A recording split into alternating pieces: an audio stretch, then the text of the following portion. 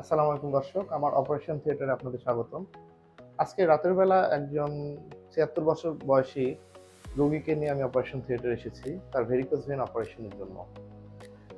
তিনি আমার গ্রামেরই রোগী। আ তাকে আমি এর আগেও দেখেছি এবং যেহেতু বয়স বেশি আমরা তাই অপারেশন না করার সিদ্ধান্ত নিয়েছিলাম।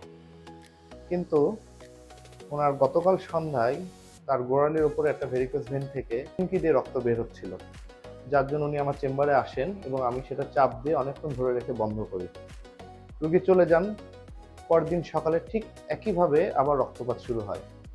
যার জন্য উনি জরুরি ভিত্তিতে আমার চেম্বারে আসেন।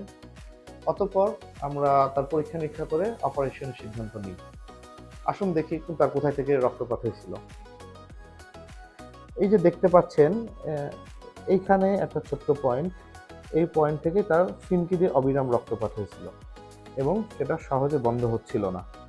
দেখতে পাচ্ছেন এখানে অনেক ভেরিকোজ ভেইন দেখা যাচ্ছে এবং ভালো করে খেয়াল করলে দেখবেন এখানকার যে চামড়ার রং আর গোড়ালির চারপাশের চামড়ার রং এক না। এই অংশটা অনেকখানি কালচে বর্ণ ধারণ করেছে।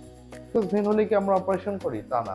তবে কিছু কিছু ক্ষেত্রে আমাদের অপারেশনের প্রয়োজন হয়। যেমন যদি গোড়ালির চারপাশে কালচে বর্ণ ধারণ করে, দীর্ঘস্থায়ী যদি ক্ষত হয়ে যায় এবং যদি এরকম ভেরিকোজ ভেইন ফেটে ফিনকি দিয়ে রক্ত পড়ে, তাহলে একজন ভাস্কুলার সার্জন দ্বারা ডুপ্লেক্স পরীক্ষা করা প্রয়োজন এবং ডুপ্লেক্স পরীক্ষার ভিত্তিতে পরবর্তীতে অপারেশন লাগবে কি লাগবে না এই সিদ্ধান্ত নিতে হয়।